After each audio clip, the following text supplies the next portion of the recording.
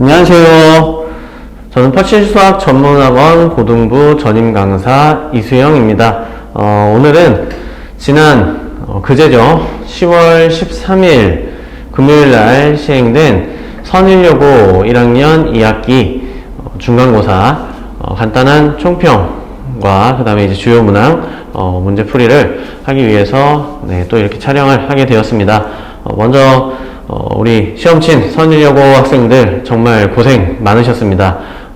이제 원회 방정식부터 시험 범위가 시작됐기 때문에 아무래도 이제 부담도 좀 더 있었을 거고, 그 다음에 이제 많은 학생들이 이제 원회 방정식 어려워하는 그런 이제 도형의 방정식 파트가 이제 같이 들어가는 바람에 준비하면서 좀 힘들었겠지만, 그래도 이제 시험 보느라 준비하시고 보느라 정말 수고 많으셨습니다. 간단히 총평을 하자면 시험 스타일은 기존의 선일여고 시험지 스타일대로 객관식이 이제 다른 학교에 비해서는 조금 주변 다른 학교에 비해서는 문항수가 좀 많은 편이죠. 그래서 객관식 21문제, 그 다음에 서답형 3문제 이렇게 이제 구성이 돼 있었고요. 난이도는 전체적으로 적당한 정도로 나왔던 것 같아요. 그래서 교과서와 이제 기본 대표 유형 이런 문제들이 이제 골고루 유형별로 좀 출제가 되다가 이제 객관식 마지막 부분에 이제 두세 문제, 그 다음에 또 이제 서술형, 또 마지막 문제, 또는 또 이제 그 앞에 한 문제 정도도 조금 어려워하는 친구들도 있었을 텐데, 전체적으로 봤을 때는 그렇게 많이 어렵다라는 거는 느낌은 아니었지만, 그래도 이제 도형과 이제 활용 문제가 많이 들어가면서 실제 학생들이 현장에서, 시험 현장에서 체감하는 난이도는 좀 있을 수 있었겠다라는 생각을 좀 해봤어요. 그래서 주요 문항 3문제 정도 한 문제 한 문제 좀 보도록 하겠습니다. 자, 첫 번째 문제. 자, 객관식 18번 집합 문제인데, 사실 시중 문제집에 이제 조금 어려운 문제, 그런 문제에 대해 간혹 좀 실려있는 그런 형태의 문제죠. 그래서 준비를 좀 한 학생이라면 그렇게 어렵지 않게 풀어낼 수 있었을 텐데, 그래도 집합에서 좀 변별력 있게 나온 문제라 보도록 하겠습니다. 자, 실수전체의 두 부분 집합 A, B에 대해서 A라는 집합의 원소의 개수가 5개고, 자, 그 다음에 B라는 집합이 조건제시법으로 제시되어 있는데, B라는 집합을 보니까 원소는 이렇게 생긴 친구들이네요. 2분의 X 플러스 A 이렇게 생겼는데, 그거에 대한 설명을 오른쪽에 이제 해놨겠죠. 자, X는 근데 집합 A의 원소이다. 아하. 그랬을 때 두 집합 A가 아래 조건을 만족시킬 때 상수 A 값을 구하시오. 자, 첫 번째 조건 보니까 집합 A의 모든 원소의 합은 30이다. 자, 요거를 제가 그냥 편의상 원소의 합을, 집합의 모든 원소의 합을 라지 S를 써서 표현할게요. 그래서 SA가 30이다. 이렇게 표현을 할 거고, 자, 그 다음에 집합 A 합 집합 B의 모든 원소의 합은 60이다. 그럼 얘도 이렇게 표현하면 되겠지. A 합 집합 B의 원소들의 합은 60이다. 자, 그 다음에 교집합을 알려줬네요. 자, 그럼 여기서 우리가 이제 이 문제를 해결하기 위해서 어떤 개념이 들어갈 거냐면, 집합의 원소의 합에서 합집합의 원소의 합을 우리 이렇게 생각할 수 있죠. 합집합의 원소의 합은 A라는 집합의 원소의 합에다가 B라는 집합의 원소의 합을 더한 다음에 그대로 끝내면 안 되고, 왜? 중복돼서 더해지는 부분, 어디요? 교집합의 원소의 합을 빼주면 되죠. 정확하게 무슨 논리랑 똑같아요? 원소의 개수, 합집합의 원소의 개수 구하는 그 개념이랑 동일하죠. 그래서 이제 요걸 이용해서 문제를 풀 건데, 자, 그러면 그대로 써보죠. 문제에서는 지금 요거 알려줬고 그대로 써보도록 하겠습니다. 자, 60은 자, 그 다음에 A의 원소야. 문제에서 알려줬죠. 32.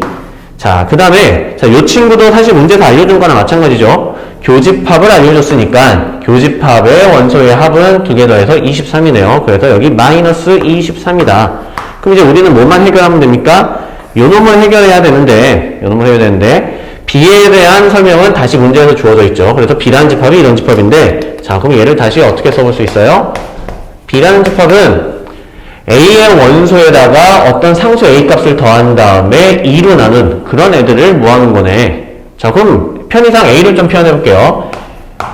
A는 그냥 원소 5개니까 뭐 뭔지 모르니까 x1, x2, x3, x4, x5 이렇게 이제 놓을 수 있고, 그랬을 때의 B라는 집합은 각각의 A의 원소에다가 스몰 a라는 값을 더한 다음에 2로 나누면 되죠. 그럼 그대로 써볼게. 여기다가 A를 더한 다음에 2로 나누고, 그럼 마찬가지 너도 스몰 a 더한 다음에 2로 나누고, 자, 그대로 나머지 친구들도 써보면, 자, 이런 집합이 되겠죠. 그러면, 자, 요 놈은 이 B라는 집합의 원소들을 다 더한 건데, 자, 그래서 얘는 어떻게 쓸 수 있습니까? 이 5개의 식을 다 더한 건데, 자, 요거를 조금 우리가 또 알고 있는 걸 이용할 거니까, 요렇게 쪼개서 쳐다보시면, 하트 뿅뿅, 이렇게 쪼개서 쳐다보면, 그럼 2분의 x1, 2분의 x2, 2분의 x3, 2분의 x4, 2분의 x5. 그럼 그냥 어떻게 하면 돼요? 2분의 x1부터 그냥 x5까지 더한 거에다가 2분의 a가 몇 개 있는 겁니까? 하나, 둘, 셋, 넷, 다섯 개가 있네요. 따라서 2분의 5a다 이렇게 되는 거고, 근데 우리는 요 값을 알 수 있죠. 왜? 이게 뭐랑 똑같으니까? 이거랑 똑같으니까. 따라서 자, 요 놈을 다시 정리하면 어떻게 쓸 수 있어요? 요 분자값이 30이니까 a의 원소의 합이니까, 그러면 2분의 32 따라서 16 더하기 2분의 5a다. 자, 구했으니까 여기다 그대로 집어넣으면 되죠. 따라서 요 값은 16, 그 다음에 더하기 2분의 5a다. 그럼 이거 그냥 a에 대한 1차 방정식이네. 요거 정리해서 풀면 되죠. 자, 오른쪽에 정리해서 풀게요. 48에다가 23을 뺐으니까 25네요. 따라서 좌변 60은 25 플러스 2분의 5a입니다. 자, 넘겨서 정리하면 되지. 2분의 5a는 35입니다. 양변에 5분의 1을 곱하시면 되겠죠. 따라서 a는 여기다가 5분의 1을 곱한 14가 나오네요. 따라서 상수 스몰 a 값은 14다.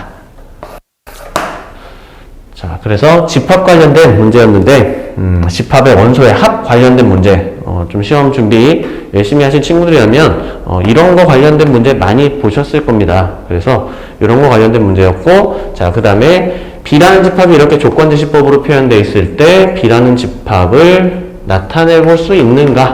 그래서, 이런 거를 물어보는 문제였습니다. 자, 다음 문제 보도록 할게요.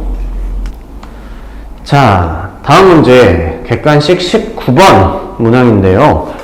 아마 이 문제를 가장 학생들이 뭐 시험 현장에서 어렵게 느껴지지 않았을까 라는 생각이 좀 개인적으로 들었는데, 자, 뭐 일단 한번 보도록 할게요. 자, 한 변의 길이가 2인 정사각형.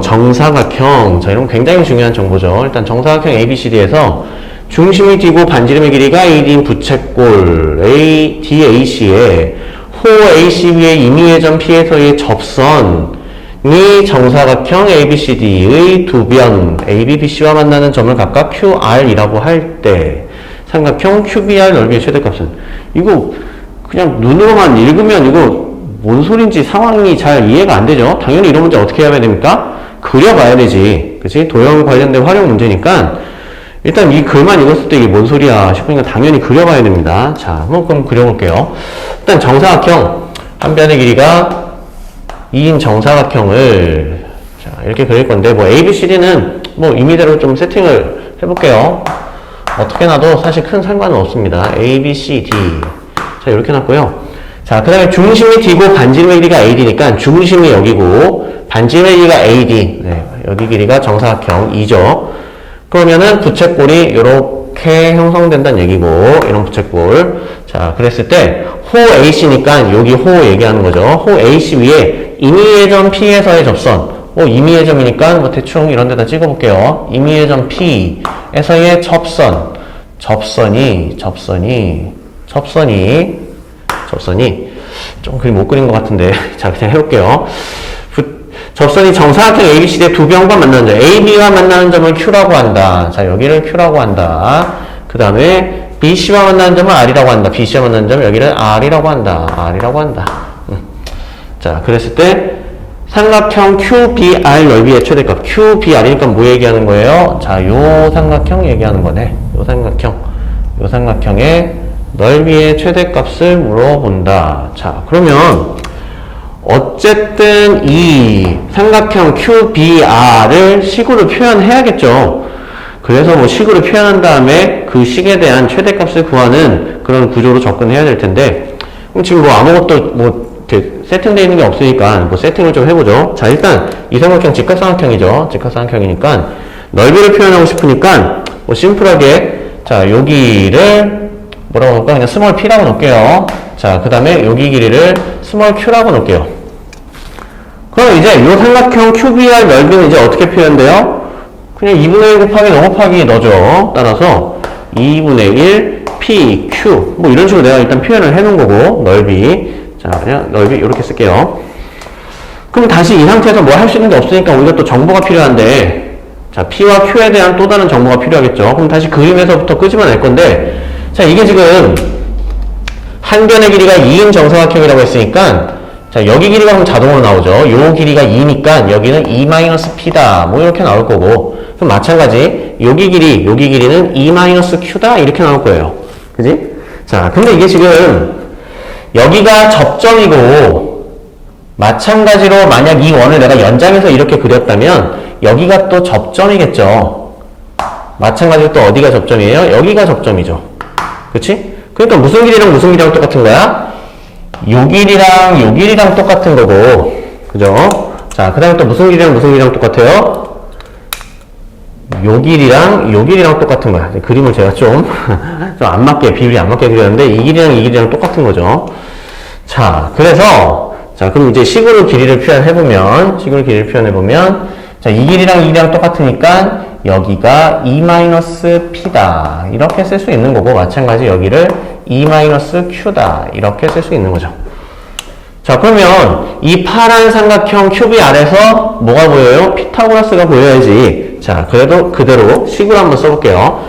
자, 너의 제곱 더하기 너의 제곱, P의 제곱 더하기 Q의 제곱은 너랑 더하면 4-P -Q 전체의 제곱이다. 물론 이거 한 3개짜리 완전 제곱이지만 뭐 P제곱, Q제곱 바로 날라갈 게 미리 보이니까 그냥 뭐 전개도 해볼게요. 그래서 너는, 자, 너의 제곱 16 더하기 P제곱 더하기 Q제곱, 그 다음에 요렇게 두 배씩 해주면 되죠. -8P -8Q 먼저 쓸게요. 그 다음에 플러스 2PQ다.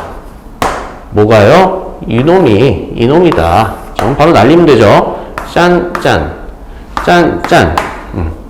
이렇게 날려서 지금 무슨 식이 나왔냐면 16 -8P -8Q 플러스 2PQ는 0이다. 여기 다 날렸으니까. 자, 그럼 뭐 양변 2로 나눠서 좀 정리해서 써보죠. 그래서 PQ, 그 다음 PQ 눈으로 정리해 볼게요. 저기 뭐 삼각형 넓이를 PQ로 지금 나와 있으니까 나머지 넘겨서 PQ는 2로 나눴으니까 4P, 지금 이거 이항하고 있는 겁니다. 플러스 4Q, 그 다음에 얘도 이항해서 2로 나눠서 -8이다. 자, 뭐 이런 식이 나왔어요. 자, 근데 P랑 Q는 지금 이거 당연히 양수죠. 길이를 나타내는 식이니까 P랑 Q는 양수고, 그냥 양수가 아니라 또 범위도 나오네. 이 길이가 2니까, 자, P의 범위는 0보다는 크고 2보다는 작습니다. Q도 마찬가지죠. 0보다는 크고 2보다는 작습니다. 어쨌든 양수값이죠. 그러면, 자, 내가 지금 요런 식이 있는데 우변에, 그지? 자, 요거 갖다가 산술기하를 좀 생각해 볼 수 있겠죠. 산술기하를 한번 써볼게. 자, 4P 플러스 4Q라는 식은 양수 덩어리니까, 짜잔, 2 루트 너랑 곱한 16PQ인데요. 자, 그러면 이 값이 다시 뭐랑 똑같아요? 16이 루트 밖으로 빠져나와서 8 루트 PQ랑 똑같다. 그치? 이 값이랑 똑같으니까, 즉, 이 값은 8 루트 PQ보다는 이상이다. 산술기하 평균 절대부등식이 성립하네요. 자, 근데 그럼 내가 지금 요걸 갖고 있는 거지. 다시 정리해서 써보면 4, 자, 여기다 쓸게요. 4P 플러스 4q라는 식은 항상 뭐보다 8 루트 pq라는 식보다는 이상이다. 자, 근데 이 4p 플러스 4q라는 값 세다가 마이너스 8을 한 게 pq네요. 자, 그래서 양변에 마이너스 8을 해보죠. 그럼 마이너스 8. 여기도 마이너스 8. 그럼 지금 이 좌변에, 이 부등식의 좌변의 식이 뭐랑 똑같아? 요거랑 똑같으니까 이게 뭐예요? pq예요. 이게 pq잖아. 그죠? 아하, 그럼 이제 이런 식이 성립하네. 자, 자리가, 자, 요쪽으로 넘어가서 왼쪽에다 풀어볼게요. 자, 그러면 pq 그대로 쓸게요. pq가 뭐보다 이상이다? 짜잔, 짠. 8 루트 pq 마이너스 8이다. 자, 이런 부등식이 성립하는 중인데, 근데 이 친구랑 이 친구를 봤을 때 너를 제곱한 게 얘죠. 자, 그래서 얘를 내가 어떤 다른 문자로 치환하면, t로 치환해보면 얘는 t 제곱이 되고요. 그럼 이거 t에 대한 2차 부등식이 되네. 자, 그럼 계속 해볼게요. t 제곱. 자, 그 다음에 이거 넘기시면 마이너스 8t 플러스 8이 0 이상입니다. 이런 2차 부등식이고, 자, 그 다음에 t의 범위도 좀 구해볼게. 내가 이거 뭔가를 치환했을 때는 범위도 당연히 꼭 생각해봐야 되는 거죠. 자, 근데 t는 루트 pq인데, 자, 지금 p와 q의 범위가 이렇게 나와 있으니까, 자, 두 수를 곱한 pq는 0보다는 크고 4보다는 작을 거고요. 그러면은 루트 pq는, 자, 루트 pq의 값은 요 범위가 나오겠죠. 아하, 나는 지금 요 놈을 t로 놨으니까 t의 범위가 어떻게 나온다? 0보다는 크고 2보다는 작겠구나. 자, 요런 범위 내에서 이 2차 분식을 풀어볼 수 있겠죠. 그래서 t에 대한 범위가 나올 거니까, t에 대한 부등식이니까 우리가 구하고자 하는 거는 2분의 1 pq의 최대값이니까 2분의 1 t 제곱의 값이죠. 아하, 그래서 뭐 그려볼 수 있겠네. 자, 일단 이 부등식을 풀어보면 인수분해가 안타깝게도 안 되게 생겼으니까 근해 공식을 써보죠. t는, 자, 짝수 근해 공식 쓰시면 4 플러스 마이너스 절반의 제곱 16에서 8을 빼니까 루트 8이니까 바로 이렇게 끄집어낼게요. 자, 근데 지금 최고차항이 양수고 식이 0보다 이상인 상태니까 날개 형태로 나오겠죠. 따라서 t가 짜잔짠 4 마이너스 2 루트 2보다 작거나 같거나 또는 2 하거나 그리고 4 플러스 2 루트 2보단 이상이다. 이런 게 나와요. 자, 근데 우리는 t의 범위 구해 놨었죠. 그래서 이 범위에서 우리가 풀고 있는 거니까, 자, 이 값은 당연히 이 범위에 벗어나는 값이죠. 따라서, 자, 정리를 해보면 이거랑 공통 부분, 따라서 t의 범위는 어떻게 나옵니까? 0보다는 커야 되고, 그 다음에 4 마이너스 2 루트 2보다는 이하여야 되죠. 자, 근데 t가 뭔데? t는 루트 pq죠. 루트 pq죠. 그죠? 자, 그러면 문제에서 구하라는 건 2분의 1 pq니까 이거 양변 제곱해도 부동호 방향은 안 바뀌죠. 따라서 0, 그 다음에 pq, 그 다음에 이제 요거를 제곱하시면 16, 그 다음에 플러스 8이니까 24, 그 다음에 곱한 다음에 2배, 마이너스 16, 루트 2. 그럼 다시 나는 이 모양이 궁금하니까 2분의 1을 양변에 곱하시면 얘는 그대로 0이고요. 얘는 2로 이렇게 나누시면 되죠. 따라서 아하, 문제에서 물어보는 넓이를 나타내는 2분의 1 pq의 최대값은 이렇게 나오겠네요. 그래서 12 마이너스 8 루트 2다. 이렇게 나오겠죠.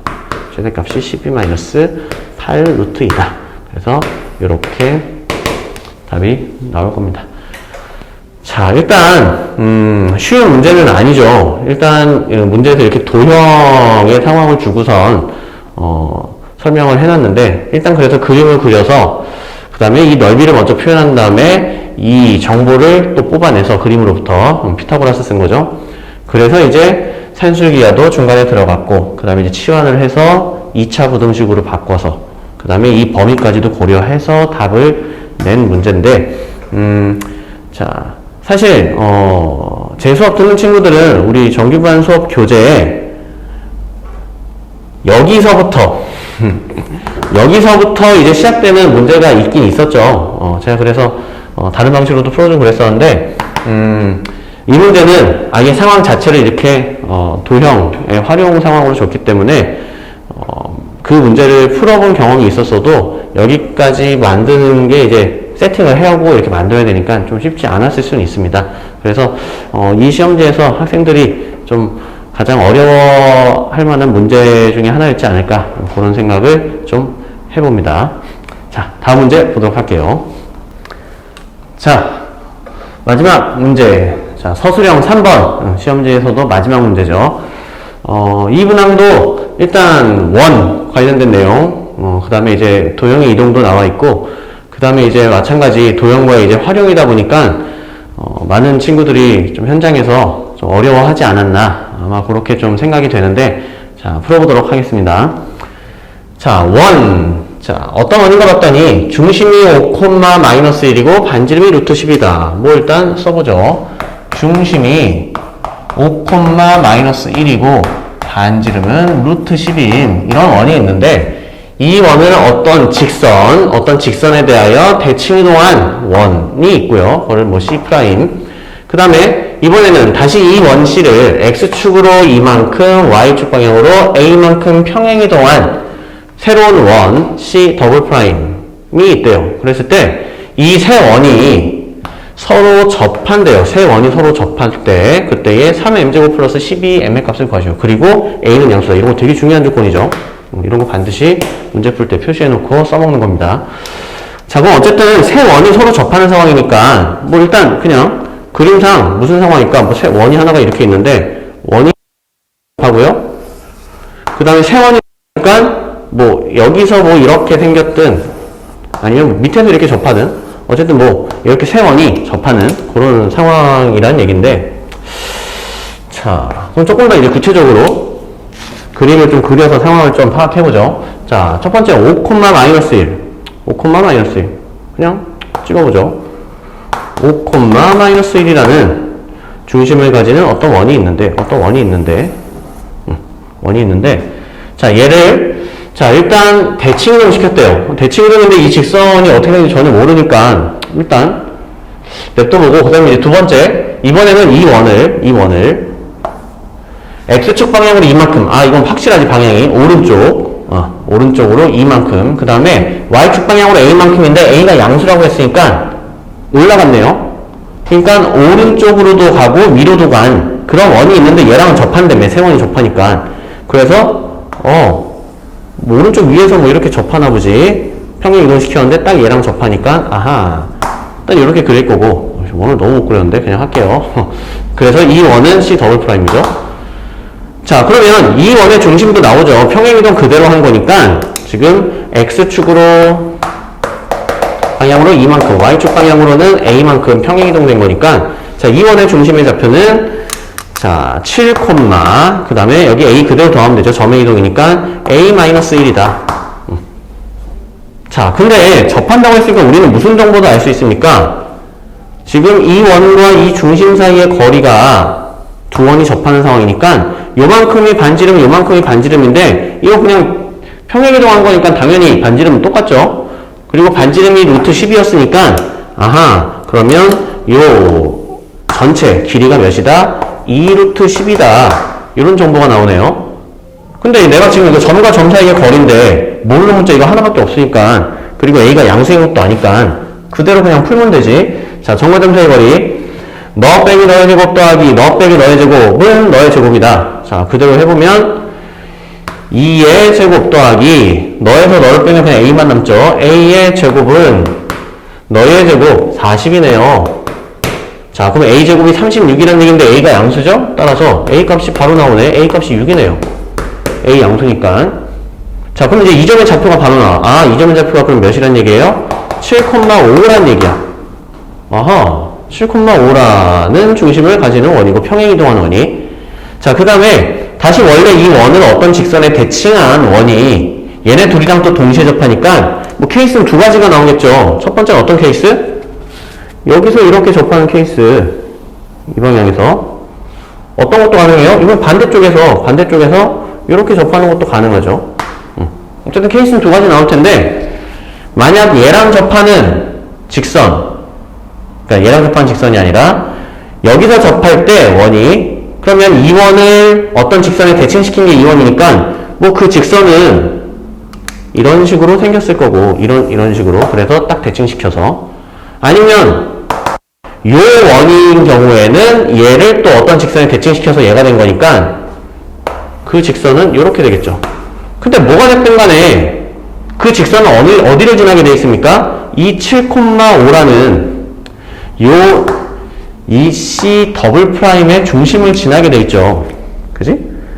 자, 그러면 결국은 문제에서 얘기하는 이 직선은 어디를 지나요? 7,5를 지나니까 여기다 뭐 7 대입하면 5 성립하겠죠? 자, 근데 그냥 바로 만들게요. 이 직선이든 이 직선이든 어쨌든 7,5를 지나는 직선이니까 이 직선은 y는 기울기 뭔지 모르니까 기울기 알면 그냥 답이 나오는 거지.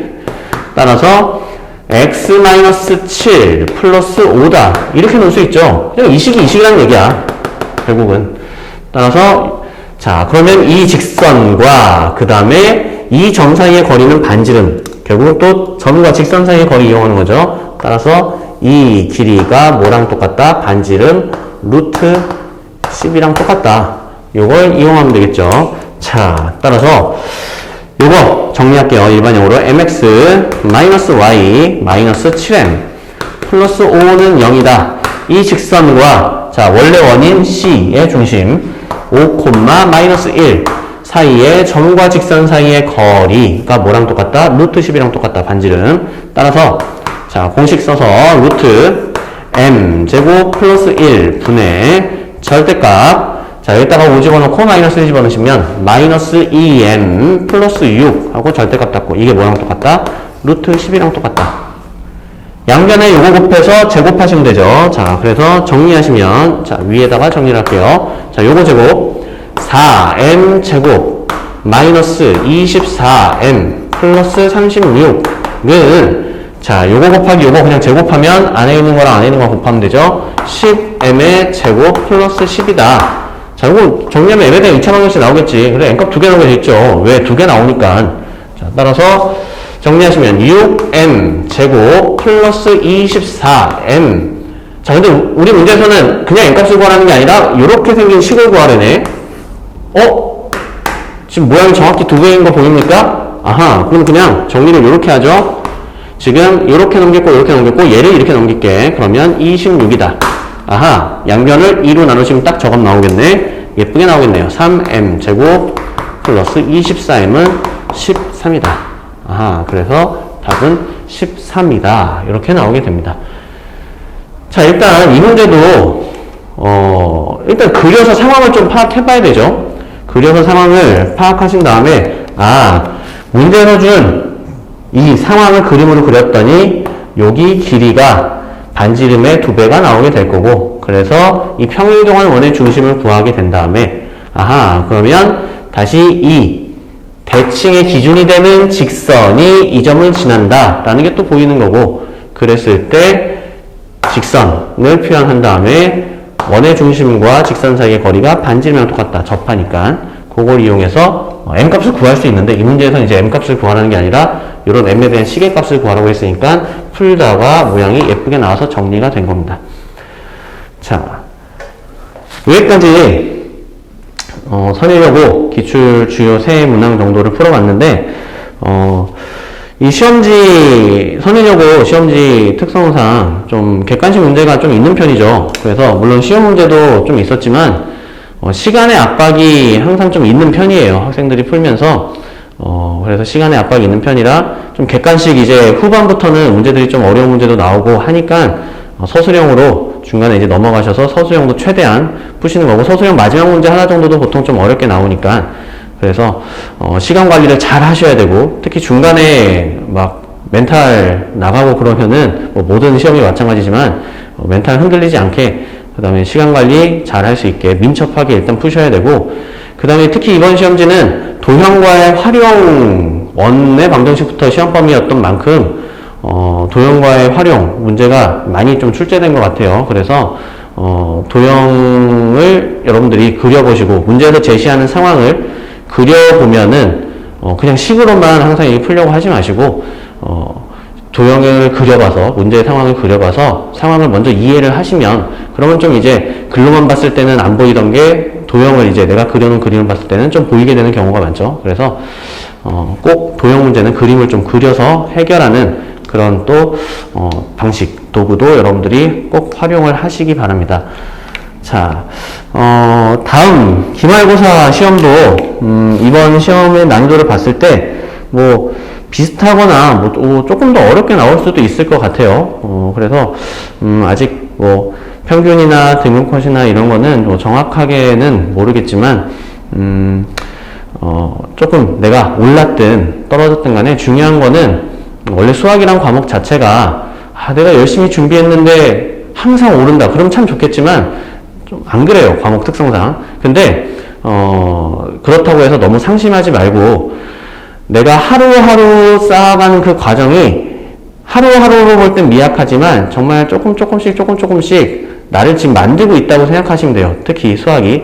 뭐 다른 암기 과목은 하루에 3시간, 4시간 공부하고 안 한 거랑 차이가 되게 크지만 특히 수학 같은 과목은 하루 3시간 공부한 거랑 안 한 거랑 어제랑 별 차이가 없을 수 있지만 그게 정말 쌓여서 찌끔찌끔 쌓여서 어느 순간 내가 쳐다보지도 못할 문제를 풀고 있고 전에는 이거 어려워서 그냥 맨날 막 그냥 쳐다보기만 하고 말았던 문제인데 내가 막 풀고 있고 그런 거를 경험해본 친구들 많이 있을 거야. 그래서 하루, 이틀, 일주일 비교했을 때는 별 차이가 없어 보이지만 어느 순간 요만큼 올라와 있고 어느 순간 또 돌아보면 또 조금 요만큼 올라와 있고 그런 식으로 하루하루 성실하게 여러분들이 공부를 하시면은 좋은 결과, 계속 나아진 발전이 있을 거라고 생각합니다. 서인여고 학생들 정말 고생 많으셨고 기말고사도 준비 잘 하셔서 좋은 결과 있었으면 좋겠습니다.